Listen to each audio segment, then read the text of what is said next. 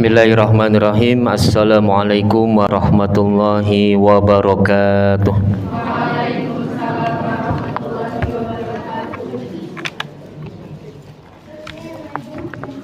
Alhamdulillah wassalatu wassalamu ala Rasulillah wa ala alihi wa ashabihi wa mawalah. Qala Allah Ta'ala fil Qur'anil Karim, a'udzu billahi minasyaitonir rajim. Wa atakum min kulli ma sa'altumuh wa in ta'uddu ni'matallahi la tuhsuha innal insana ladzalumun kafar. Shadaqallahul azim.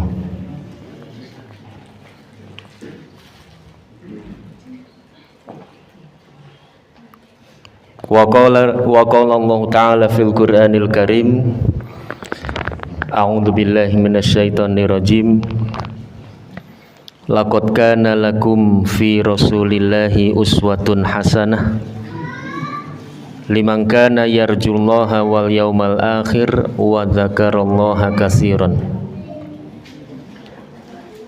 Jamaah rahimakumullah, yang pertama dan utama, mari kita senantiasa bersyukur pada sore hari ini, pada malam hari ini kita bisa melaksanakan satu kegiatan, yaitu pengajian ketika malam Jumat.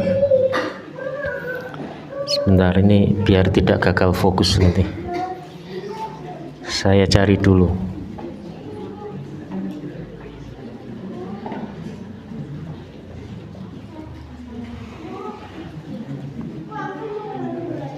Loh, kok malah beda ini ya?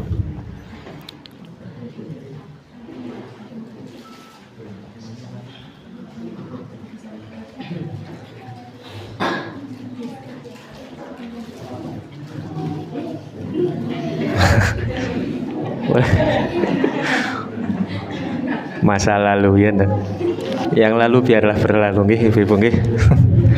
Kok beda lagi ini ya? Jangan-jangan nggak ketemu ini. Bismillahirrahmanirrahim.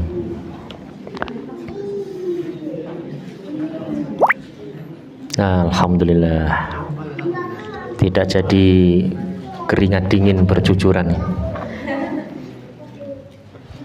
Alhamdulillah wassalatu wassalamu ala Rasulillah wa ala alihi wa ashabihi wa mawalah.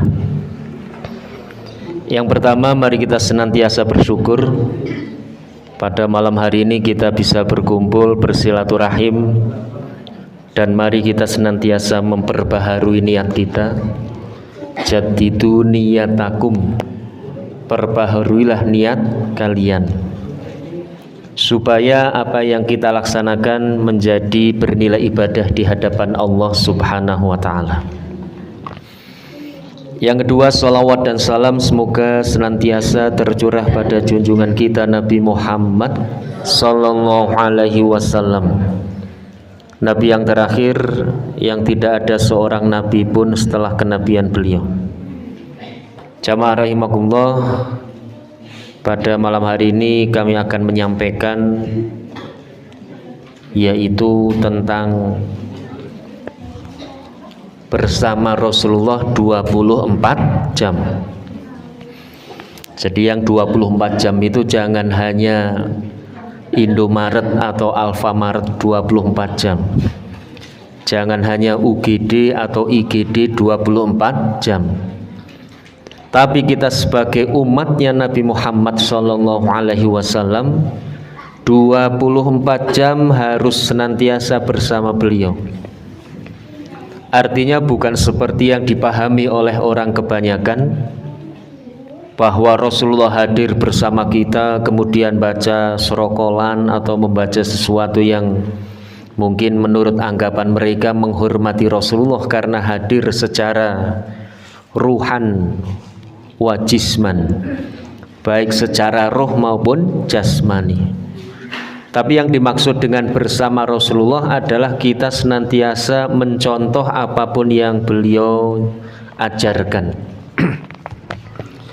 Seperti bersama Allah, ketika Rasulullah Shallallahu Alaihi Wasallam menasihati Abu Bakar untuk tidak bersedih, maka Rasulullah menyampaikan la tahzan innallaha ma'ana. Jangan kau bersedih karena sesungguhnya Allah bersama kita. Yang pertama, dari awal saja nggih, bangun tidur. Jadi bangun tidur sampai tidur lagi, atau bangun tidur sampai bangun tidur. Berarti pengajian kita hari ini istimewa, harus 24 jam ya enggak? Kenapa? Karena meruntut terus apa yang dikerjakan oleh Nabi Muhammad SAW. Cerita tentang Rasulullah ketika bangun diceritakan di Muwatta, kitab Imam Malik dan Bukhari. Keduanya menceritakan an Abdillah bin Abbas. Jadi salah seorang sahabat Nabi dan juga menjadi keluarga kerabat Nabi, yaitu Abdullah bin Abbas. Kenapa menjadi kerabat Nabi? Karena istri Nabi Muhammad SAW itu bibinya atau tantenya. Gimana? Kira-kira Abdullah bin Abbas manggil istrinya Nabi tante apa bibi?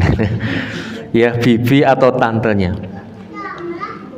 Dia bercerita, Abdullah bin Abbas annahu bata lailatan inda Maimunah, bahwasanya Abdullah bin Abbas itu nginep, bahasa Jawa ini melanjar nggih Bu nggih.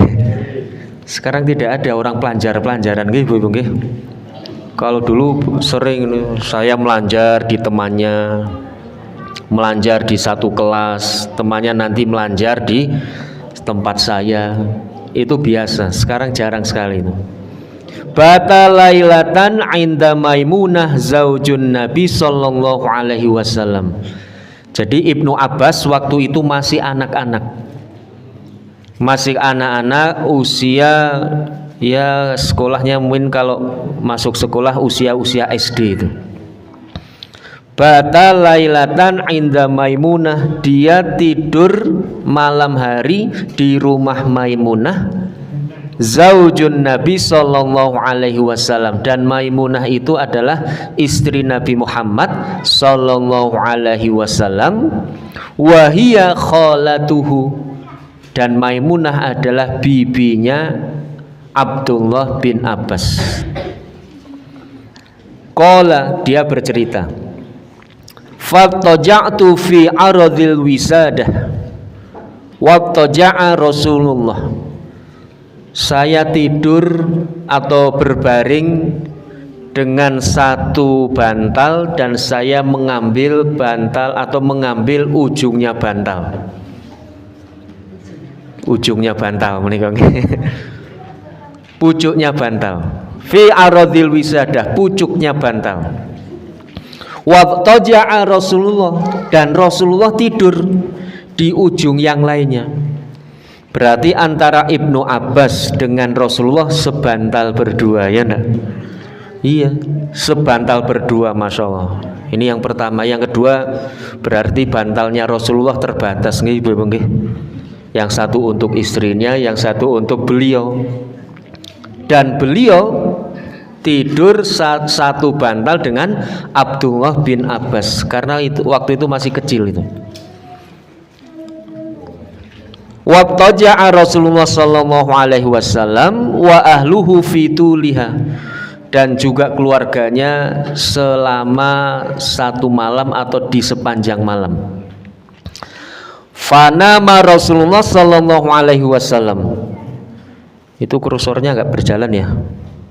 Oh, saya kira berjalan itu. Fanama Rasulullah. 1 2 3 4. Nah, baris keempat. Fanama Rasulullah sallallahu alaihi wasallam hatta intasofal lail. Maka tidurlah Rasulullah sampai di pertengahan malam. Hatta intasofa atau hatta nisfal laili. Au qablahu biqalilin, atau bisa juga sebelum sepertiga atau sebelum pertengahan malam dengan sedikit. au ba'dahu biqalilin, atau setelahnya dengan sedikit. Nah menika nggih. Jadi Rasulullah bangun tidurnya itu bangun sampai pertengahan malam, bisa sebelumnya sedikit atau bisa tambah sedikit. Maka dengan bahasa kurang lebih. Baris ke 1, 2, 3, 4. Sekarang baris kelima ini, yang ada warna merahnya ini. Jadi Rasulullah ketika bangun di pertengahan malam kurang sedikit atau lebih sedikit boleh. Istaiqadha Rasulullah sallallahu alaihi wasallam. Kemudian begitu Rasulullah bangun, fajalasa yamsahun naum, maka Rasulullah kemudian duduk. Jadi yang bangun yang sehat itu jangan langsung gerigah.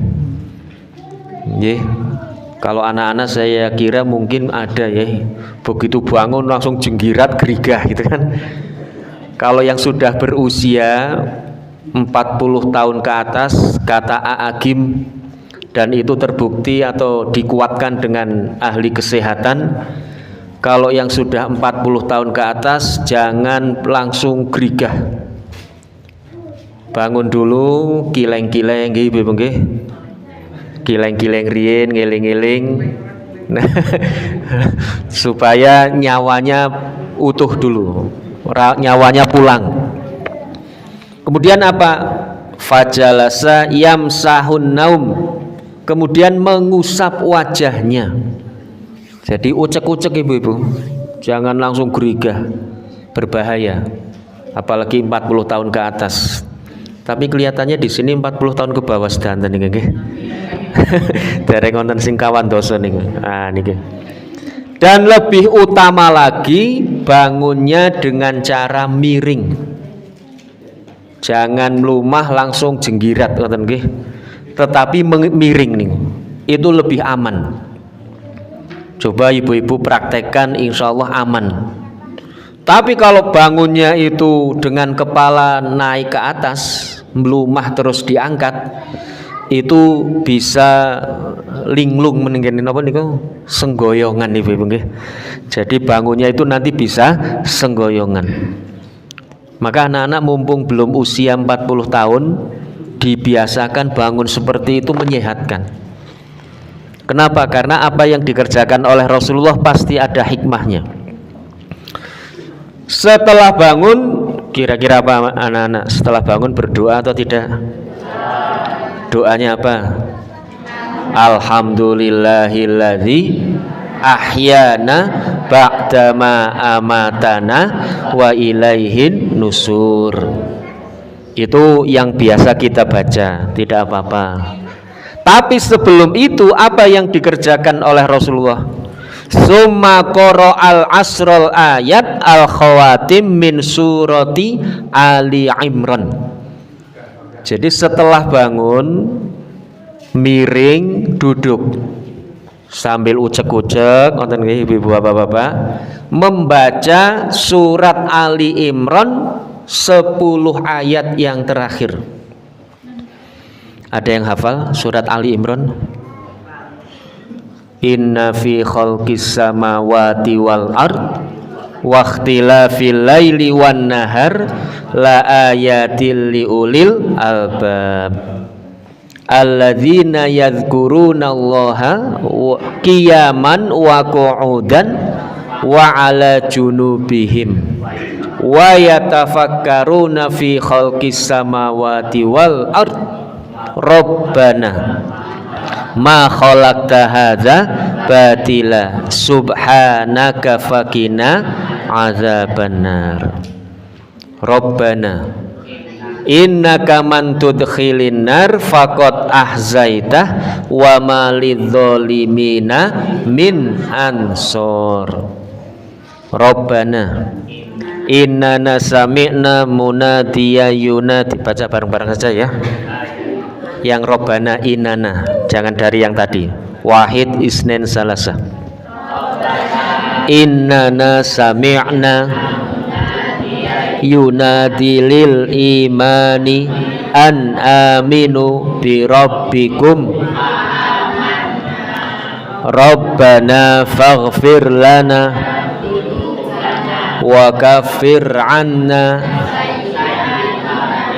wa tawaffana ma'al abrar Rabbana ma wa'adtana ala rusulika wa la tukhzina innaka mi'ad. Amin sampai akhirnya, ya enggak? Itu surat Ali Imran 10 ayat yang terakhir.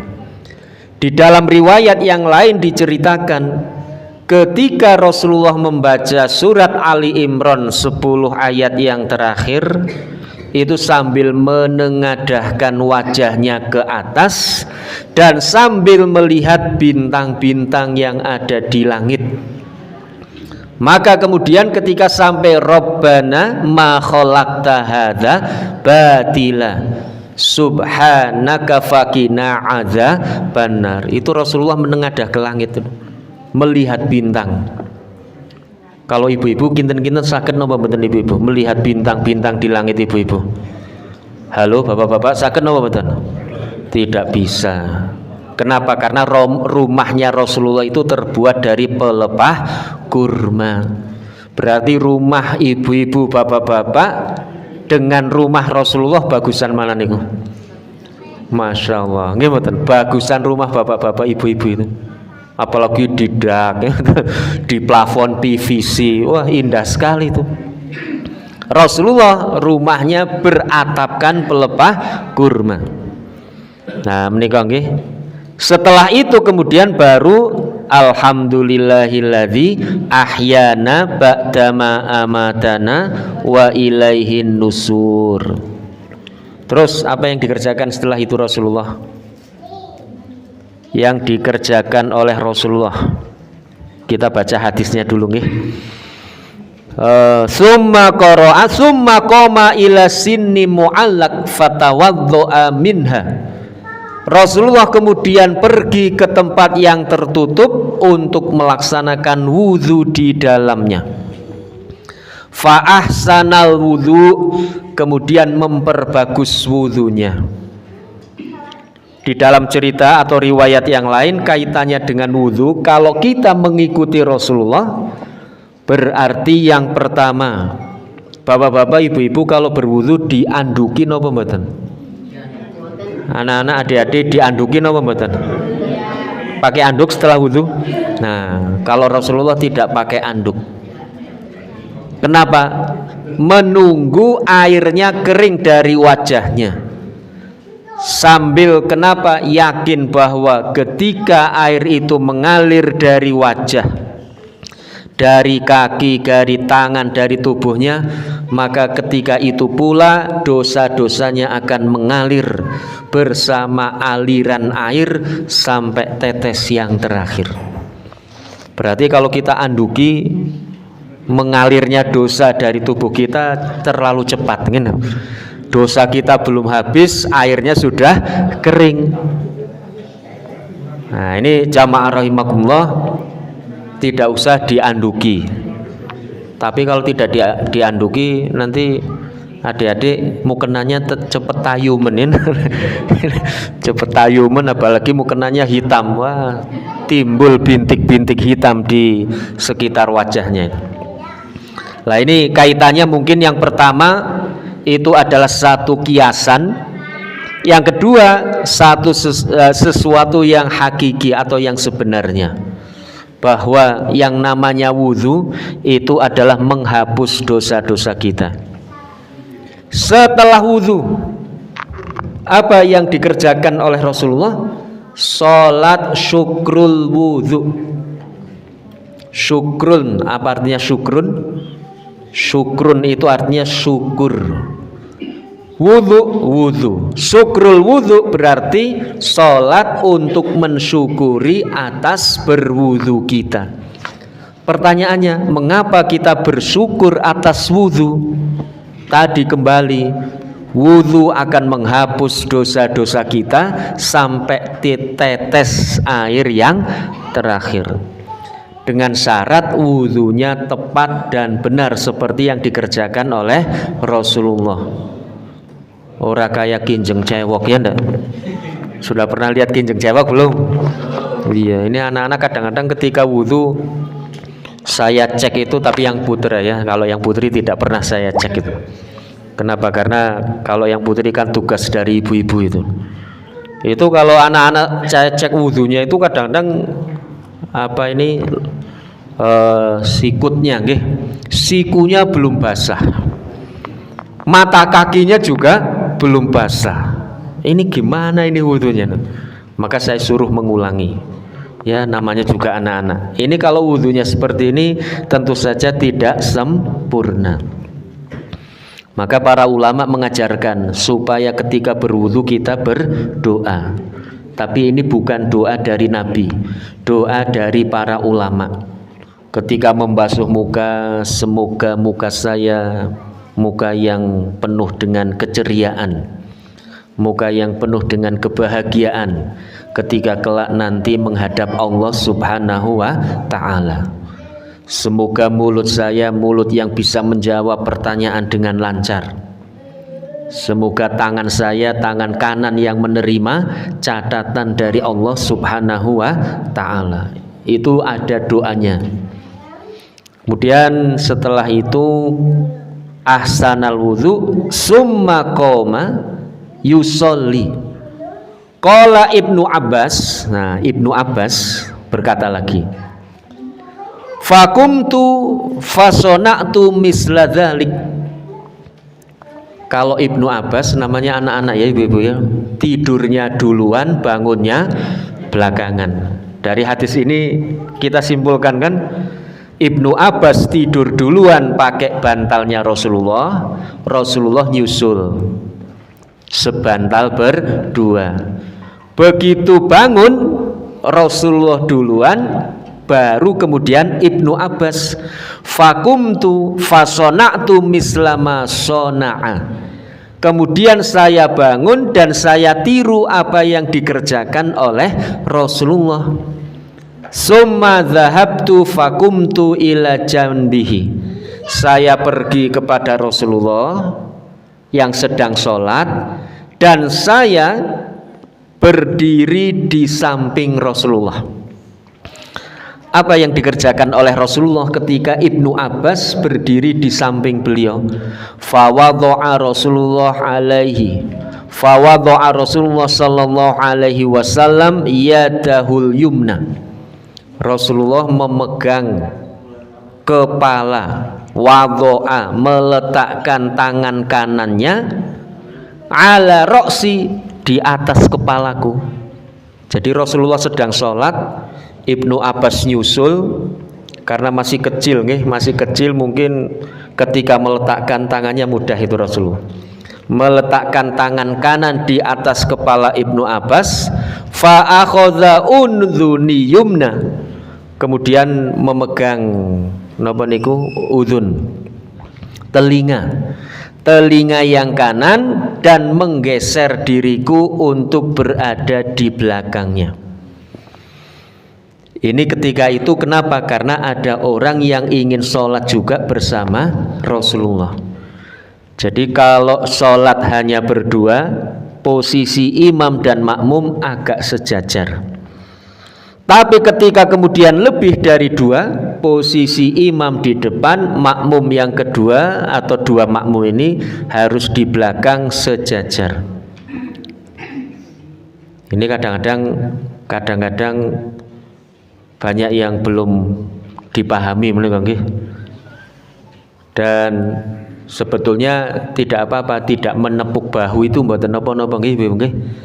Kalau ada dua orang jamaah kemudian kita berdiri di belakang, nanti yang merasa jadi makmum silakan dengan hati nuraninya mundur atret. Nah, menika nggih, meskipun tidak ada spionnya, tahu kalau ada orang lain ingin sholat.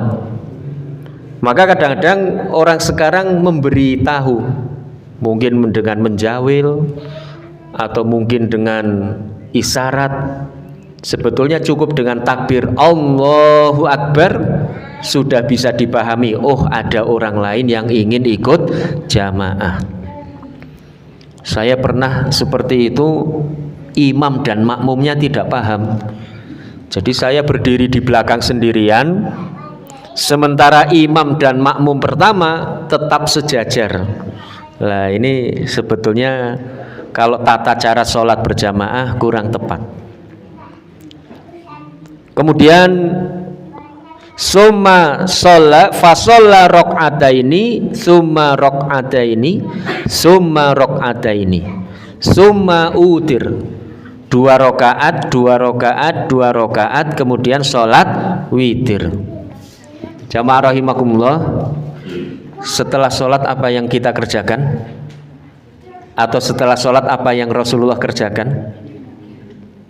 Summa ittoja'a, tidur lagi. Nggih, Ibu nggih. Tapi tidur-tiduran, namanya qailu qain. Jangan tidur pakai bantal, selimut, kasur yang kedua. Bisa dipastikan bangunnya nanti jam 5:30 nggih mboten.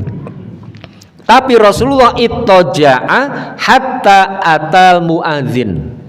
Rasulullah tidur kembali legerengan sampai datang seorang muadzin, fasalla rok'ataini khafifataini. Kemudian Rasulullah sholat 2 rakaat ringan di rumah, ibu-ibu, bapak-bapak. Sholatnya di rumah. Kenapa? Karena kalimat yang terakhir summa kharaja fasalla subha. Kemudian keluar dari rumah dan kemudian sholat subuh. Menika nggih urutanipun nggih, urutannya ini. Urutan bangun tidur. Istaiqadha Rasulullah sallallahu alaihi wasallam. Rasulullah bangun dari tidurnya. 1. Fajalasa yamsahun naum an wajhihi biyadaihi. Kemudian duduk mengusap wajahnya, bekas tidurnya yang ada di dalam wajah. Nggih, jangan langsung gerigah jenggirat, kecuali ketakutan atau kecuali kepingin sekali ke kamar mandi nggih. Yang kedua, summa qara al asrul ayat al khawatim min surati Ali Imran. Kemudian membaca 10 ayat dari surat Ali Imran yang terakhir, minimal yang tadi. Dan itu kalau di dalam kumpulan doa-doa termasuk doa husnul khotimah. Wa tawaffana ma'al abror, dan matikanlah kami bersama orang-orang baik. Yang sedang viral napa ibu-ibu? Yang meninggal mendadak beberapa hari yang beberapa kemarin, Marissa Haque. Sampun takziah napa dereng?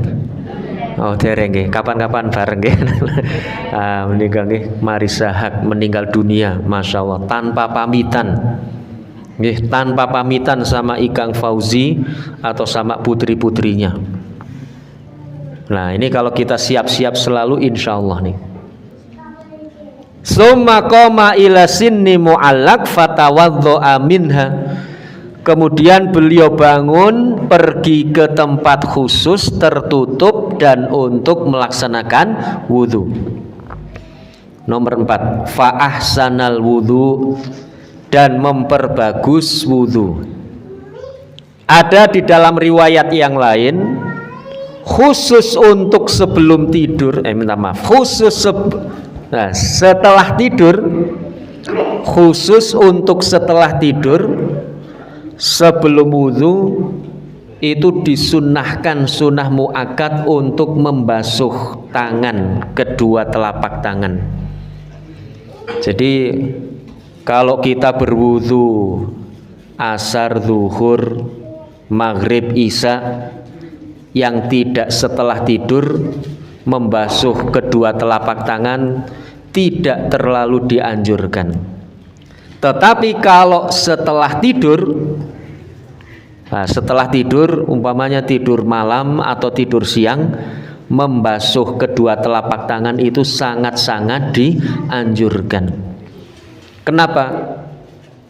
Di dalam hadis riwayat Bukhari Muslim, fa innaka la tadri aina batat yadaika. Karena sesungguhnya ketika tidur kalian tidak tahu di mana letak kedua tangan kalian. Ada yang tahu? Ketika tidur tangannya kemana-mana, ada yang tahu nanti? Ya, yoga tahu atau enggak? Tidak tahu. Kecuali kalau umpamanya diikat ya enggak? Begitu tangannya mau bergerak, kok terikat. Tapi kalau tidak diikat kan kemanapun pergi kita tidak tahu niku. Itu yang pertama. Yang kedua, ini kami dapatkan dari Ustadz Anhar Ansori ketika pelatihan mubalik di Yogyakarta. Jadi ketika kita berwudu, airnya itu suci, nempel di tangan, tangannya harus suci. Sehingga ketika air suci nempel di tangan sudah suci, begitu masuk membasuh seluruh organ tubuh kita, air itu tetap dalam keadaan suci. Tapi kalau tidak dibasuh tangan kita, apalagi tangan kita kemana-mana, air yang suci terkena tangan yang tidak suci, menjadi airnya tidak suci. Begitu masuk ke mulut, membasuh wajah, membasuh tangan, berarti air yang kita gunakan sudah tidak suci. Nah, menika nggih. Fa ahsanal wudu summa qoma yusolli. Setelah berwudu kemudian sholat tahajud. Setelah sholat tahajud kemudian tidur lagi, tiduran. Dan ternyata yang disunahkan untuk qailu qain itu ada 2 waktu. Yang pertama setelah sholat tahajud, yang kedua setelah sholat zuhur atau waktu-waktu jam 12 siang. Itu Rasulullah sunnah untuk tidur. Dan ternyata ini sudah diamalkan di negara Jepang. Saya mendapatkan satu video dari dunia pendidikan. Jadi ternyata di Jepang istirahatnya 2 kali. Istirahat pertama jajan, makan bekal. Istirahat yang kedua itu tidur-tiduran. Sehingga tempat duduk dan mejanya itu sudah disetting bisa menjadi tempat tidur.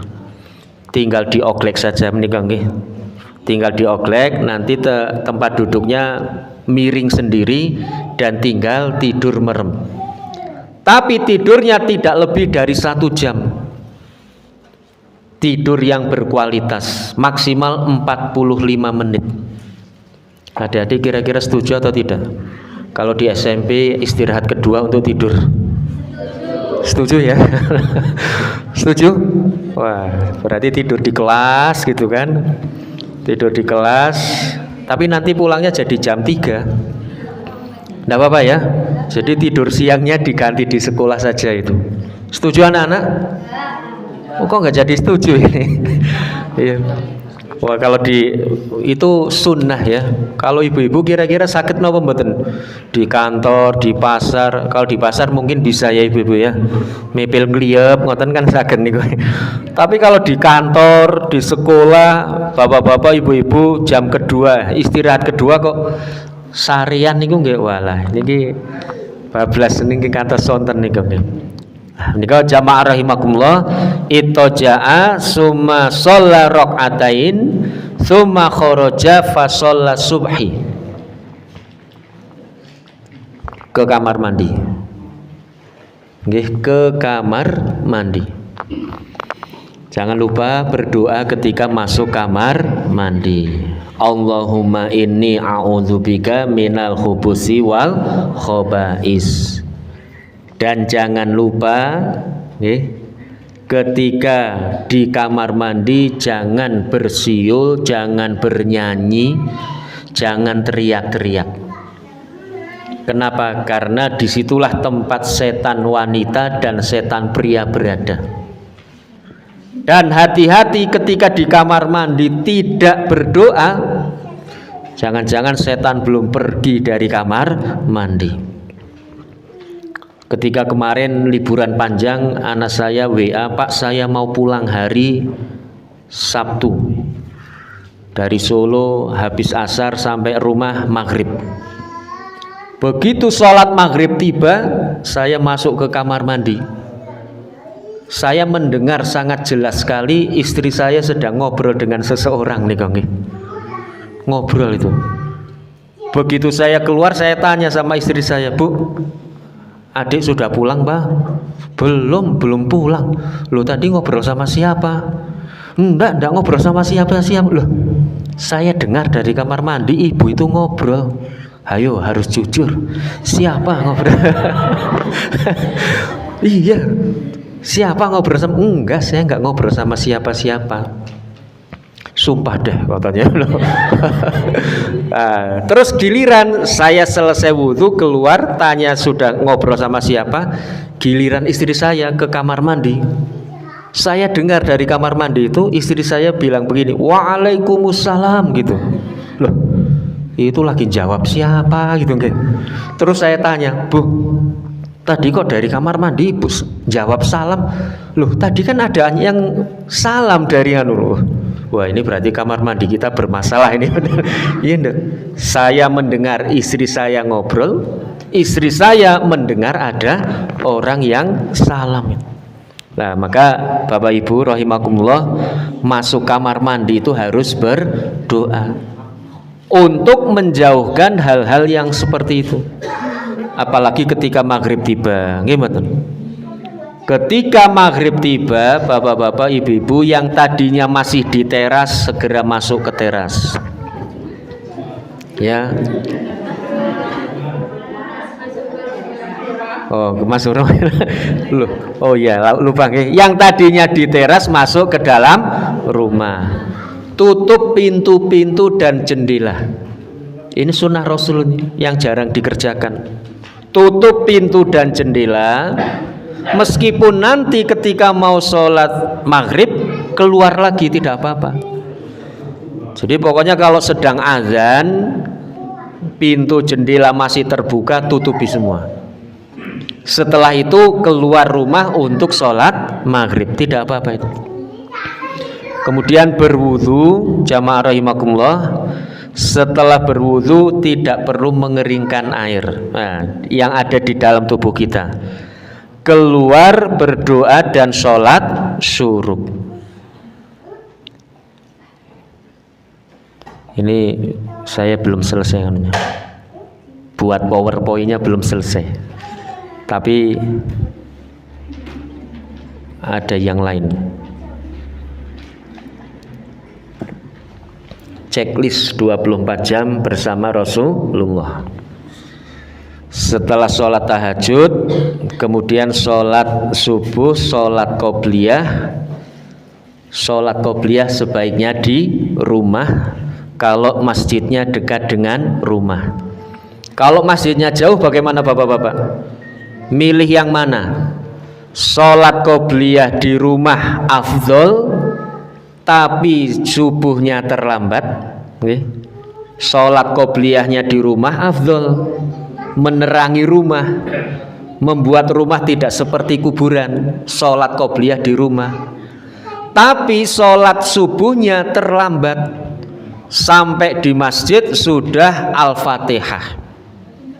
Pamanipun Pak Wasehan, Pak Wasehan sholat qobliyah di rumah, sholat subuhnya di Al-Mansur, ketelat ini. Milih yang mana? Sholat qobliyah di rumah tapi terlambat, atau sholat qobliyah di masjid tapi tidak terlambat? Halo, milih yang mana ibu-ibu? Di masjid apa di rumah? Di masjid. Lebih utama tidak terlambat sholat wajibnya. Kita mengutamakan kesempurnaan kewajiban. Jadi jangan sampai sunnah mengalahkan yang wajib. Kenapa? Karena toh sholat qobliyah masih bisa dikerjakan meskipun di masjid. Jadi jangan mengejar afdolnya sholat qobliyah, tapi afdolnya sholat wajib ketinggalan. Nah, menikah nggih. Setelah pergi dari rumah, keluar dari rumah, jangan lupa setiap keluar rumah baca ayat kursi. Itu sunnah Rasulullah. Dan ketika pergi ke masjid jalan kaki. Ada yang pergi ke masjidnya pakai sepeda motor ibu-ibu? Rasulullah wonten ibu-ibu? Tidak apa-apa. Wa minas sunnah an takhruj ilal musalla masyian. Dan termasuk sunnah untuk keluar menuju tempat sholat dengan berjalan kaki. Kaki kanan menghapus dosa, kaki kanan meninggikan derajat, kaki kiri menghapus dosa-dosa kita. Maka kalau menggunakan sepeda motor, malaikat bingung. Iki sing arep tak diitung rodone napa ngoten, roda depan meninggikan derajat, roda belakang menghapus dosa kita. Terus ketika menuju masjid berdoa. Hafal anak-anak doanya menuju masjid? Allahumma ij'alni fi qalbi nuran wa fi sam'i nuran wa fi udhuni nuran wa fi aini nuran wa an yamini nuran wa an simali nuran wa min amami nuran wa min waroi wa min fauqi. Nanti yang dihafal nuron-nuronnya aja ya. Nggak apa-apa nuron, yang penting jangan jadi nurun ya enggak? Al ilmu nuron dirubah al ilmu nurun. Ilmu itu adalah cahaya. Ketika ujian dirubah al ilmu nurun, ilmunya dengan cara nurun ya, mencontek gitu. Nah, jamaah rahimakumullah, jadi berdoa. Berdoa setiap langkah kita berdoa. Adik-adik kalau ke masjid berdoa atau tidak? Oh, masjidnya satu komplek ya dengan asrama ya. Nah, berarti doanya ya ketika dari tempat tidur menuju tempat sholat. Ini sunnah Rasulullah Sallallahu Alaihi Wasallam. Jadi sampai sekecil apapun orang yang cinta Rasulullah akan diikuti nih. Sekecil-kecilnya itu. Bukan hanya cukup bismillahi tawakkaltu, itu kan doa keluar rumah bepergian secara umum. Tapi kalau doa yang khusus ada pergi ke masjid. Kemudian setelah sampai di masjid, yang pertama berdoa, Allahumma ftahli abwaba rahmatika. Terus apa yang kita kerjakan? Fasholli rok'ataini, sholat 2 rakaat. Ini warga Muhammadiyah kadang-kadang agak sedikit meremehkan, minta maaf, termasuk saya itu. Ada satu kelompok yang begitu kuat untuk melaksanakan sunnah sholat 2 rakaat ketika masuk masjid. Bapak-bapak, ibu-ibu, kalau sholat tahiyatul masjid kapan bapak-bapak, ibu-ibu? Hanya ketika mau sholat fardu, ya enggak? Ibu-ibu kalau pengajian di Al-Arqam begitu masuk masjid sholat 2 rakaat napa mboten? Mboten. Nggih, mbok cok kadang-kadang nek tesih sepi. Bapak-bapak ketika rapat di masjid sholat 2 rakaat tahiyatul masjid napa mboten? Rapat, pengajian, lansak panunggalanipun. Kadang-kadang tidak. Ada seseorang yang betul-betul ingin sholat tahiyatul masjid meskipun hanya pengajian di masjid, meskipun hanya rapat di masjid, tapi setiap kali masuk masjid 2 rakaat. Itu menghormati masjid. Saya pernah dimarahi oleh Pak Kiai saya nih. Dulu saya sering diajak oleh Pak Kiai kemana-mana menikah nggih. Nah, terus ketika suatu hari mengantar Pak Kiai, saya mohon izin Ustadz, saya ingin ke toilet. Ya sudah, silakan, kita cari masjid ya Ustadz. Iya, cari masjid. Begitu cari masjid, saya ke toilet, selesai toilet, masuk mobil lagi, disuruh keluar. Kamu keluar. Loh, kenapa Ustaz? Masjid itu bukan toilet. Tapi kan saya ke toilet Ustaz. Iya, tapi yang dicari kan masjid tadi. Yang dicari kan masjid. Meskipun hanya ke toilet, yang dicari adalah masjid. Lebih selamat lagi kalau tidak mau sholat, cari rest area atau pom bensin gitu. Jangan cari masjid hanya untuk ke toilet. Saya dimarahi oleh ustadz saya, suruh keluar, suruh wudhu, sholat 2 rakaat tahiyatul masjid. Itu namanya menghormati masjid. Maka ada para ulama yang mengatakan bahwa kita kalau seandainya tidak sempat sholat 2 rakaat tahiyatul masjid, sudah gugur kewajiban. Kenapa? Karena di masjid sudah sholat fardu atau sholat qobliyah atau sholat ba'diyah. Itu artinya menempatkan masjid dengan sebenar-benarnya. Nah, menika nggih jamaah rahimakumullah. Kemudian sholat subuh qobliyah 2 rakaat. Jangan lupa, ada yang membedakan antara sholat fajar, sunnah fajar, dan sholat fajar. Dulu pemahaman saya yang namanya sholat fajar itu adalah sholat setelah tahajud sebelum sholat subuh, antara tahajud dan sebelum sholat subuh. Dan saudara-saudara kita ada yang mengamalkan, begitu sholat tahajud nanti masuk waktu fajar, sholat 2 rakaat fajar. Begitu ada azan subuh, sholat qobliyah 2 rakaat. Begitu masuk waktu subuh, sholat subuh 2 rakaat. Jadi 6 rakaat setelah sholat tahajud, fajar, qobliyah, dan subuh. Lah, bagaimana sebenarnya sholat fajar itu adalah sholat subuh. Sholat sunnah fajar adalah sholat sunnah qobliyah subuh. Lanjut adik-adik. Jadi 24 jam atau tidak? Tidak? Oh ya, siap. Sebentar lagi ya. Sholat qobliyah subuh sudah selesai ya. Sholat subuh berjamaah, berjalan menuju masjid, tahiyatul masjid.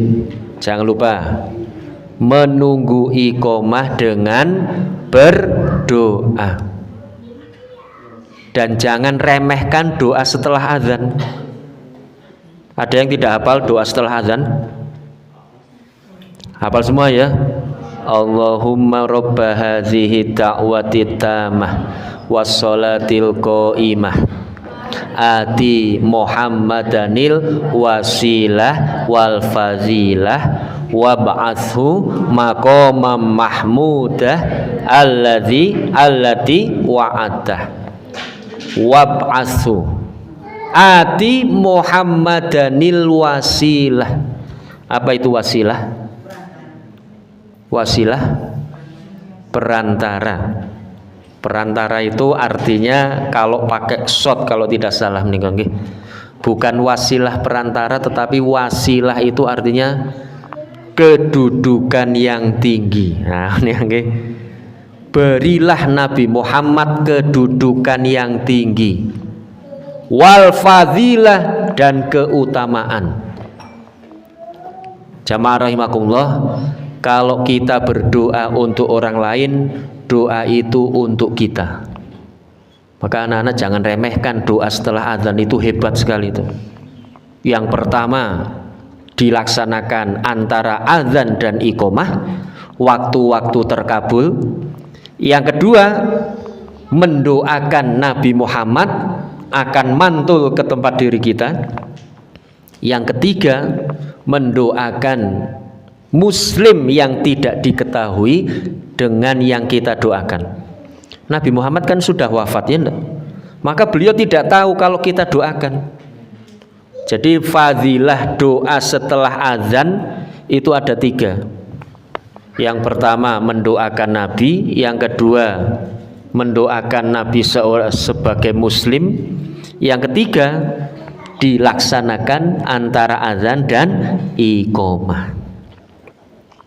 Fahim tuh? Kita lanjutkan. Menunggu iqamah dengan azan. Salah. Menunggu iqamah dengan berdoa. Jangan ngobrol. Apalagi buka HP ya enggak? Apalagi curhat. Wah, jangan. Ini waktu yang injury time. Pokoknya sangat-sangat terbatas. Kalau tidak dimanfaatkan sia-sia. Segera mengisi shaf yang pertama. Kemudian sholat subuh 2 rakaat. Ada secara singkat zikir sholat subuh dan sholat maghrib yang berbeda dengan zikir sholat yang lainnya. Kira-kira apa adik-adik? La ilaha illallah, sayyidul istighfar. Itu sayyidul istighfar dibaca pagi dan sore. Boleh mengambil waktu maghrib atau subuh, boleh. Ada setelah zikir la ilaha illallah wahdahu la syarikalah lahul mulku wa lahul hamdu wa huwa ala kulli syai'in qadir. Kalau asar, zuhur, isya cukup 3 kali. Kalau maghrib dan subuh 10 kali. 10 kali. Kemudian setelah itu membaca, kalau subuh tanpa Allahumma inni as'alukal jannah, Allahumma ajirni minan nar. Kalau subuh tanpa Allahumma inni as'alukal jannah. Jadi dalam Allahumma ajirni minan nar saja sudah dibedakan oleh Rasulullah. Kita harus plek-jiplek dengan contohnya Rasulullah. Kalau subuh hanya Allahumma ajirni minan nar 7 kali. Kalau maghrib ditambah Allahumma inni as'alukal jannah, Allahumma ajirni minan nar. Jangan dulu bergerak setelah salam. Silah boleh mboten Ustaz? Ya tetap duduk seperti tahiyat akhir.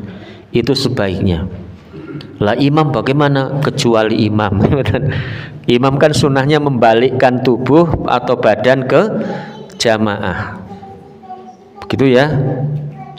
Kemudian berdiam di masjid, menunggu sholat syuruk 2 rakaat. Fadilah dari sholat syuruk 2 rakaat adalah seperti kita melaksanakan haji dan umroh tamaman. Masya Allah. Dan pada hakikatnya sholat syuruk itu adalah sholat duha di awal waktu. Boleh saja melaksanakan itu, tapi jangan sampai pas ketika matahari terbit. Begitu ya. Sholat syuruk, sholat duha di awal waktu. Pertanyaannya, kapan sholat duha yang paling utama? Jadi sholat duha yang paling afdol itu kapan? Sholat duha jam 6.05 menit boleh. Sholat duha jam 11 angsal nomor badan. Halo, sholat duha jam 11 boleh? Boleh. Tapi sudah tidak afdol. Kapan afdolnya? Afdolnya adalah ketika seseorang itu berjemur sudah merasakan hangat. Adik-adik kalau berjemur jam 7 sudah hangat atau belum? Belum ya enggak? Kalau berjemur sudah hangat itu selesai upacara itu ya. Kalau upacara kedawan itu kan pada dehem-dehem itu. Kenapa? Karena sudah panas itu. Kalau jam 7 belum, setengah 8 lumayan. Lah kalau sudah jam 8 berjemur itu sudah mulai manget-manget. Lah maka sholat duha yang paling utama itu jam 8 lebih sampai jam 10. Jam 8 sampai jam 10 itu yang paling utama. Jam setengah 11 boleh, jam setengah 7 boleh, jam 6 lebih seperempat boleh kalau syuruknya jam 6 menikah nggih. Jamaah rahimakumullah, setelah sholat syuruk pulang sarapan. Ibu-ibu kalau sarapan sareng napa mboten ibu-ibu? Ada perintahnya atau tidak? Makan bersama niku ada perintahnya napa mboten? Ada. Nggih bapak-bapak nggih. Bapak-bapak, ibu-ibu, ada perintah untuk makan bersama. Dalam hadis Rasulullah menyampaikan, ta'amun wahid kafil isnain. Makanan satu cukup untuk berdua. Ta'amul isnain kafil arba'ah. Makanan dua cukup untuk berempat. Ta'amul arba'ah kafin samaniyah. Makanan empat cukup untuk berdelapan. Artinya ada perintah untuk makan bersama. Dan Rasulullah tidak pernah makan sendirian tanpa ditemani oleh istrinya. Nggih. Ada satu quotes. Pernah dengar atau belum adik-adik? Saya bekali ya quotes ya. Nanti amalkan kalau kalian sudah menikah. Ya, tidak ada yang amin ini. Orang sing pengen nikah apa ini? Nanti laksanakan kalau sudah kalian menikah. Oh ya, alhamdulillah. Yang amin hanya yang putri. Yang putra nanti jomblo sepanjang hayat ini. Diamini ya. Ya. Kalau ada seorang istri menemani makan suami, mengambilkan nasi, mengambilkan lauk, mengambilkan sayur mayurnya, meskipun istrinya tidak makan, dia bukan seorang istri, tapi bidadari. Wah, ini pengen jadi bidadari ndak? Iya. Maka kalau suami makan, temani, ambilkan nasi. Nggih, ambilkan nasi. Bapak badhe tambah mboten, Pak? Yo. Kowe aring jangan enake, Pak. Nah, diambilkan. Bapak tambah malih napa mboten? Yo, risine tambah. Risine tambahi. Iki kokean sego. Segone entek kokean lawuh. Wah, mboten rampung-rampung nggih, Ibu nggih. Ibu-ibu congoten apa mboten ibu-ibu? Masya Allah, makanya bidadari semua ini. Iya.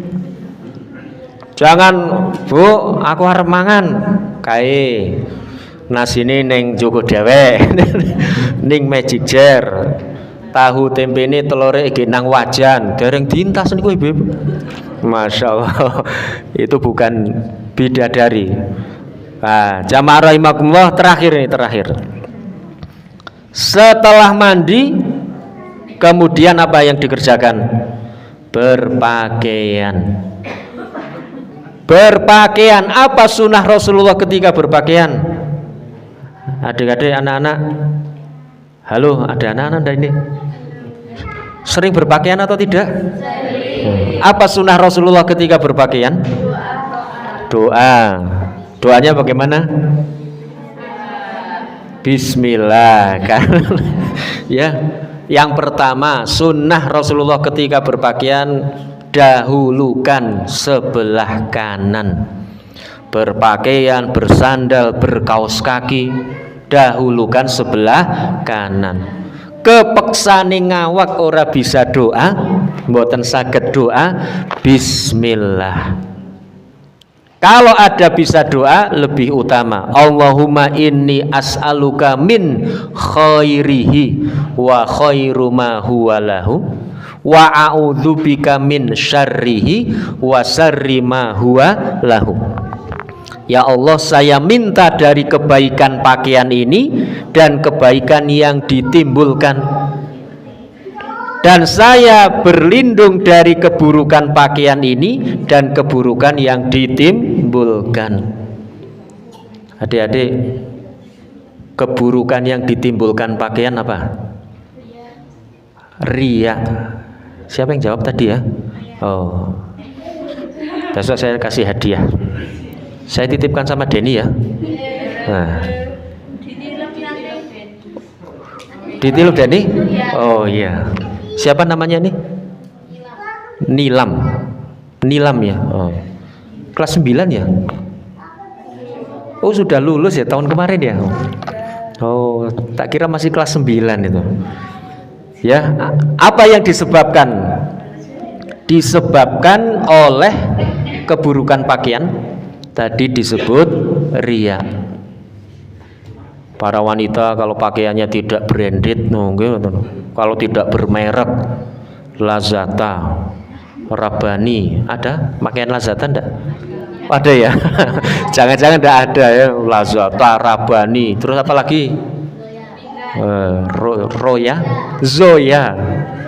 Ah itu katanya, enggak branded ini.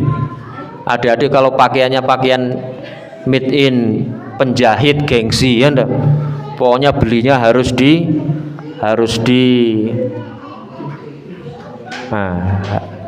apa namanya itu?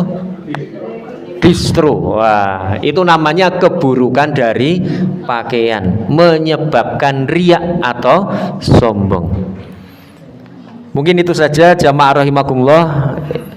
Ingat-ingat ya, baru sampai merawat diri, mandi, pakaian, sarapan.